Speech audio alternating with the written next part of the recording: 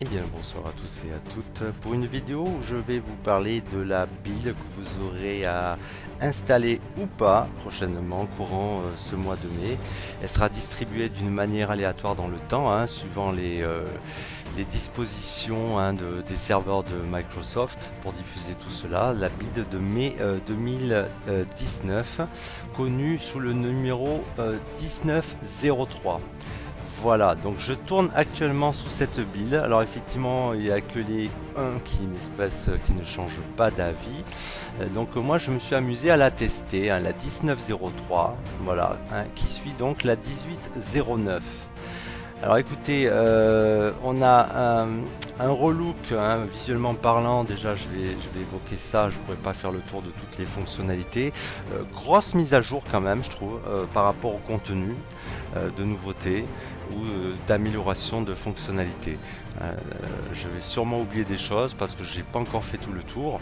Rapidement, déjà une interface un peu plus épurée, hein, dans les vignettes, dans le menu démarrer, qui est bon, plus véloce. Je m'en moquais il n'y a pas si longtemps de la vélocité, mais finalement bon, pourquoi pas. Une action beaucoup plus simplifiée pour éliminer les vignettes par groupe en clic droit, hein, plutôt que une par une.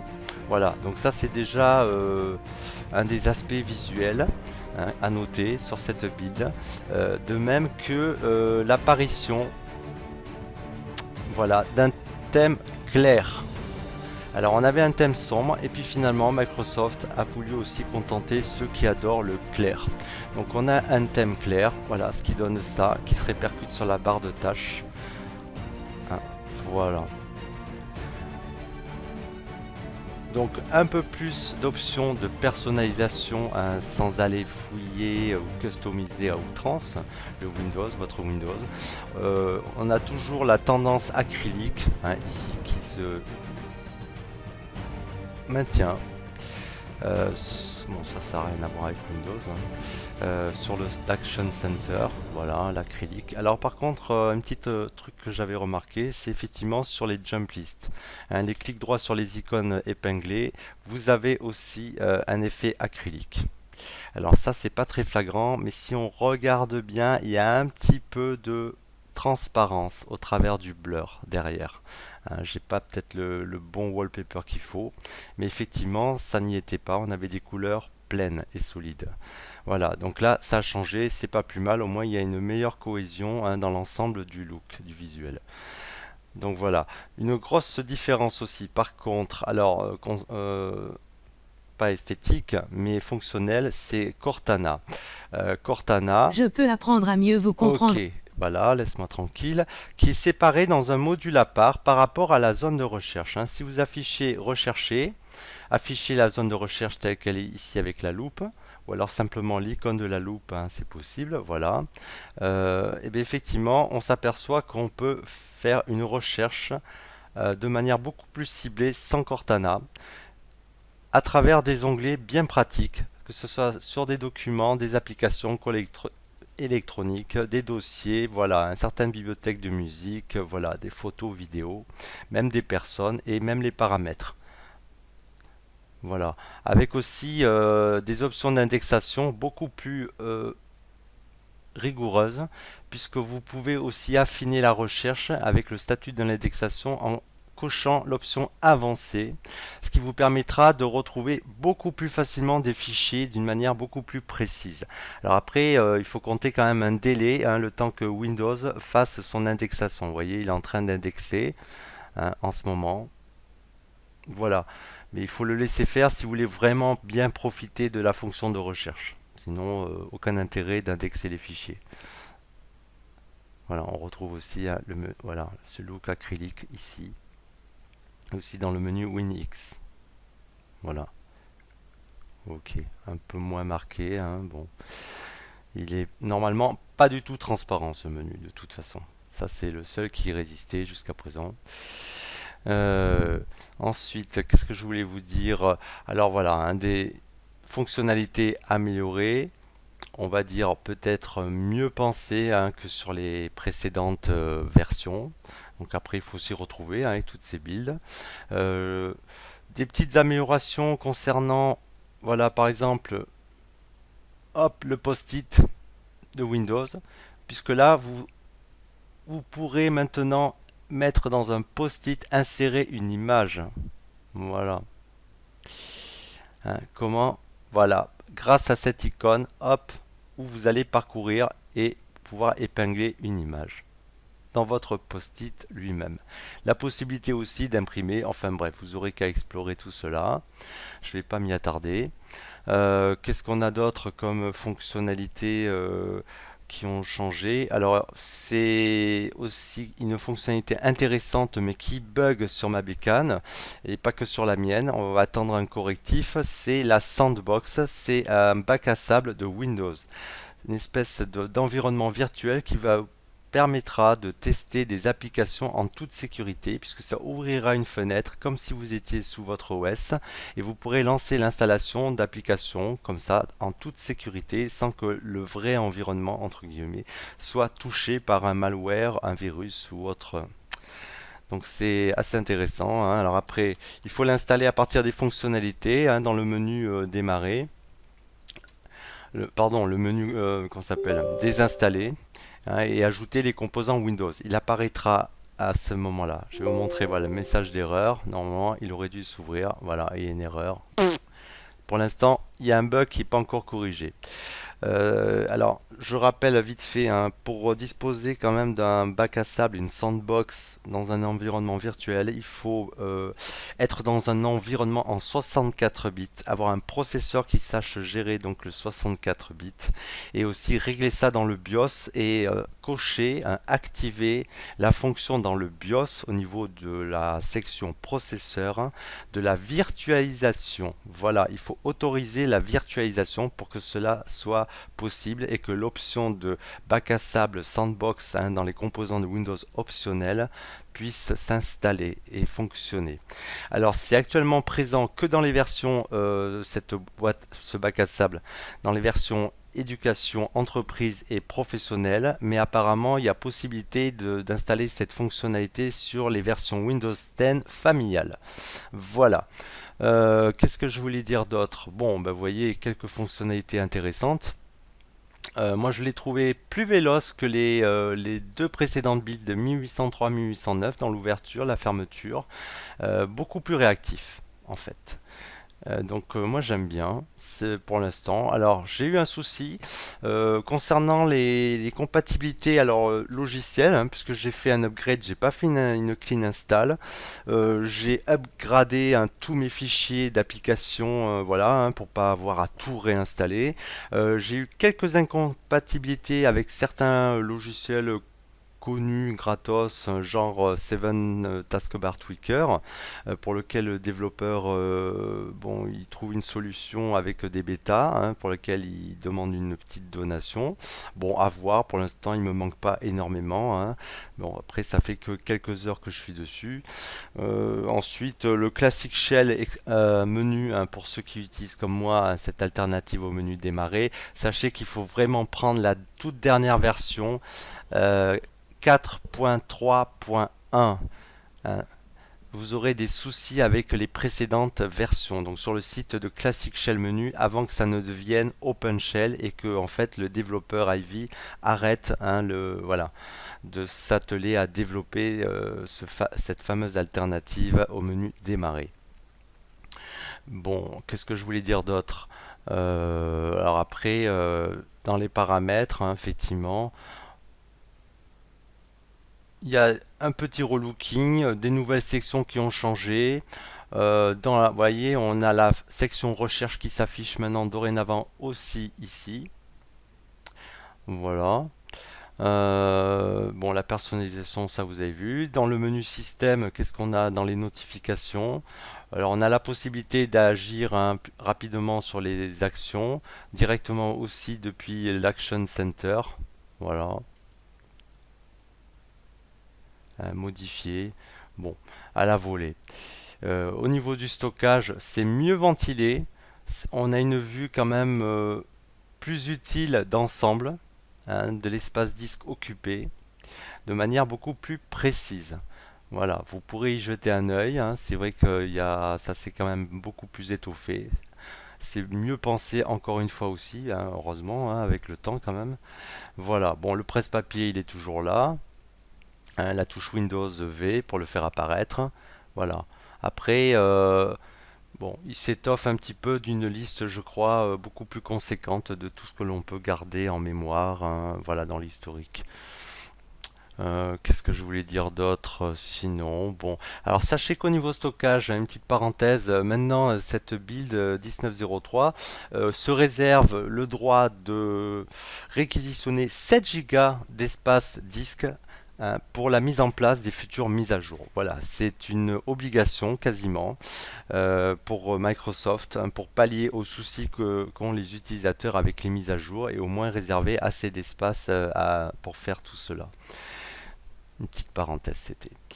Alors voilà, au niveau logiciel, donc voilà, je vous dis pas beaucoup de surprises. Une grosse surprise par contre matériel pour moi, ma vieille carte son X-Fi de Creative, un vieille de 12 ans, et oui, n'est plus compatible alors qu'elle était sous 18.09. C'est un problème que Microsoft, hein, pour ceux qui possèdent des créatives XFi, ben voilà, c'est un gros souci. Et donc ils sont en train d'essayer de s'accorder, Microsoft et Creative, pour développer des drivers. Parce que là, moi, j'ai un peu la canne de plus pouvoir utiliser ma carte son pour ma guitare. Alors donc là, effectivement, je suis passé par le chipset audio, hein, pour avoir du son et pouvoir vous faire cette vidéo, puisque ma carte créative est complètement obsolète pour l'instant. Alors je croise les doigts parce que ça me ferait bien, voilà, de devoir acheter une carte vidéo son, hein, pour faire du studio. Bref, on s'en fout. Vous n'aurez pas de soucis, je pense, parce que garder une carte son pendant 12 ans, c'est quand même pas mal, hein. Bon, ben sinon, le menu, il est pas trop changé. Ce que je voulais dire au niveau, je vais revenir un petit peu là pour voir. Parce que c'est vrai qu'on s'y perd. Je vous ai parlé du bloc-notes. Non, pas du bloc-notes. Alors le bloc-notes, effectivement, le bloc-notes, quand vous créez un document texte, regardez ce qui va se passer. Ça, c'est une nouveauté aussi. Vous écrivez quelque chose, hop, hop, hop, hop, hop, voilà. Et en fait, tant qu'il n'est pas sauvegardé ou que vous ne l'avez pas enregistré, regardez, il y a une astérisque qui s'est nichée juste devant le nom. Voilà, c'est un petit rappel pour vous dire qu'il faut enregistrer. C'est pour sauvegarder. Bref. Voilà. Il y a eu des améliorations au niveau ajout de langue, notamment le vietnamien, j'ai pu lire, c'est rigolo. Grâce au clavier virtuel, vous pourrez ajouter cette langue et rentrer carrément des caractères dédiés au vietnamien. Voilà, lol. Mais je pense m'en servir quand même. Enfin voilà. Sinon, quoi d'autre sur cette build? Bon, je la trouve assez stable, à part quelques bugs évidemment qui seront corrigés, il faut l'espérer, par les updates. Le système de mise à jour aussi a été corrigé. Euh, voilà, puisqu'apparemment il y aura possibilité pour l'utilisateur, hein, sous cette build, de définir s'il veut ou pas télécharger et installer des grosses mises à jour de fonctionnalités de Windows.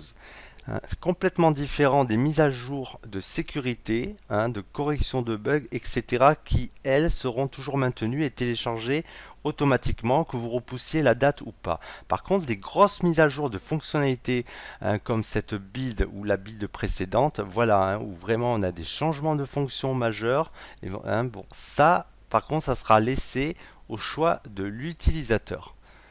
Donc un peu plus de liberté, on va dire. Qu'est-ce qu'il y a d'autre encore? Bon, ils ont amélioré aussi les heures actives. J'ai pas trop jeté un œil. C'est les heures d'activité où vous voulez pas que votre ordinateur installe et redémarre, vous demande de redémarrer l'ordinateur, hein. Vous êtes dessus, voilà, entre autres. Bon, c'est vrai qu'il y a un paquet quand même. Il y a des nouveautés. Alors après, bon, moi je vais finir rapidement, hein. Vous aurez l'occasion de voir ça de vous-même. D'ailleurs, je vous mettrai dans la description un lien. Voilà. Pour ceux qui sont intéressés, pour récupérer l'ISO de la build 1903, celle à venir, en fin de mois, ou les mois d'après, hein, pour d'autres qui devront patienter, en 32 et 64 bits FR, en French. Voilà. Donc moi je suis sur la 64 et je vous mettrai ça en lien. Donc si vous voulez vous y jetez avant les autres, et ben pourquoi pas, et faire des petits tests. Je ne saurais vous recommander encore une fois de faire une sauvegarde, un backup complet, une image système et non pas un point de restauration encore une fois, une image complète de sauvegarde. Voilà.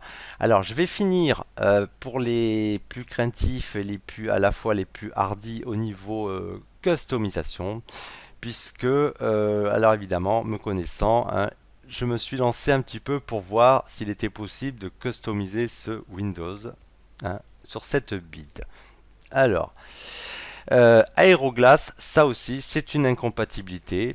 D'ailleurs j'ai le watermark ici qui est planqué avec une fenêtre de debug. Voilà. Alors, il est intéressant à noter quand même que le développeur Big Muscle est en train de bosser donc sur cette espèce de bêta qui consiste juste au changement d'une voilà, d'une DLL ici qui est 4 à 5 fois plus grosse que celle proposé et qui était compatible pour les builds précédentes. Et bien écoutez, ça marche quand même pas trop mal. Regardez, puisqu'en fait, grâce à l'outil voilà, dédié avec Aeroglass, l'AeroGui, quand il veut, et lui, voilà, et bien on a quand même possibilité de faire marcher Aeroglass. Vous voyez un petit peu la barre de titre, elle est ajustable en transparence. Je vais prendre un fond comme ça. Bref, voilà. Vous voyez un petit peu, voilà, avec possibilité de jouer sur le blur. Voilà, à fond. On se rapproche presque d'un effet acrylique, fluente. Et sinon complètement transparent sans blur. C'est pas mal. Donc ça marche. Bon, bref. L'autre s'est fermé, il a bugué. Non, même pas, il s'est réduit tout seul. Ok, donc ça c'est un premier point. Ensuite, je vais vous dire, j'ai patché les fichiers système qu'il faut pour pouvoir appliquer des thèmes visuels que vous trouvez sur le net entre autres et pour lesquels j'avais fait des tutos. Donc c'est très facile, il suffit d'utiliser Ultra UX Theme Patcher, la dernière version 3.6.1 et elle marche très bien. Voilà, donc là il est patché, mon système, et je vais pouvoir appliquer des thèmes custom. Qu'est-ce que je voulais faire? On va virer le ruban, donc l'occasion de voir si effectivement All the New Explorer est toujours opérationnel. Hop, on va l'installer. Tac. Allez, une confirmation. Encore. Tac. Et on ferme. Alors, et là, il faut que je ferme. Voilà. Hop. C'est bon, on n'a plus le ruban de Windows 10, on revient sur une commande barre, ce module là, à la Windows 7. Hop, ici. Ok. Voilà, avec l'affichage des vues. Voilà, le panneau de prévisualisation, etc. Vous voyez, une vilaine icône, un dead. Bref, comme d'hab, on reprend les mêmes et on recommence. Bon, donc ça c'est fait. Aeroglass marche. All New Explorer marche. Qu'est-ce qu'il nous reste à faire? Eh ben, je vais appliquer voilà, mon thème fétiche perso que je peaufine. Hop. Voilà.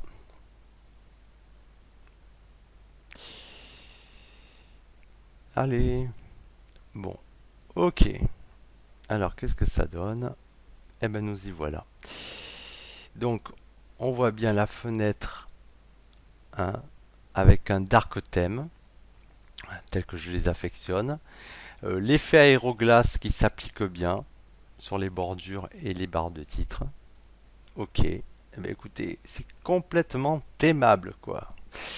La 1903. Une autre remarque, c'est que Qt Tab Bar hein, pour les amoureux de Qt Tabar marche très très bien. D'ailleurs, j'ai oublié de l'activer, mais enfin bref, pour les onglets, etc.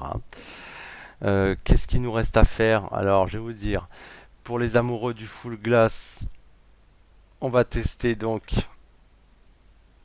un Black Glass Enhanced. Hop, et voilà. Donc on a un effet de verre. Je vais faire disparaître quand même la barre de détail, le panneau de détail. Voilà. Et là, on a un effet de verre. Bon, un petit peu trop prononcé à mon goût. On va un petit peu rectifier. Oula. Oui, il est pas skinny le truc, hein. Ça. Voilà. On va mettre un peu de blur. Voilà. Et on va se rapprocher du mode acrylique natif de Windows. Alors, tant qu'à faire, ben là on est en mode sombre. Je vais virer la zone de recherche qui m'énerve. Et bien, masquer, voilà. Je vais remettre ma barre là-haut comme j'aime bien. On va verrouiller les barres. Chut. Ah ben, j'ai pas fait mon truc, bon c'est pas grave. Hop. Donc voilà. On a un joli thème comme ça. Donc ça marche. Et ensuite, pour les menus, hop. Alors ça c'est... non, ça c'est la debug. Zut, zut, zut, il est où l'outil? Voilà. Ok. Voilà. Voilà. Fenêtre active, fenêtre inactive. C'est bon, ça bouge pas. On va replier ça et on va replier ça. Voilà. Et maintenant, pour finir, on va tester System Transparency dont je vous avais parlé.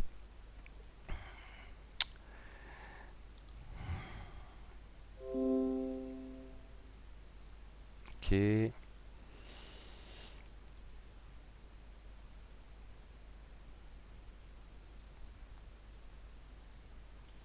Voilà.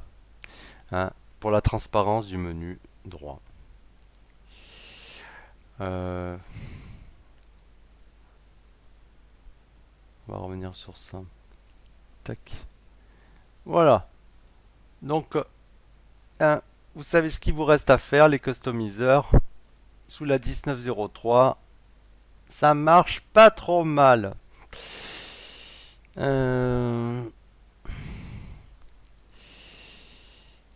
Hop, hop, hop. Un peu moins de blur. Voilà. Ok. Bon.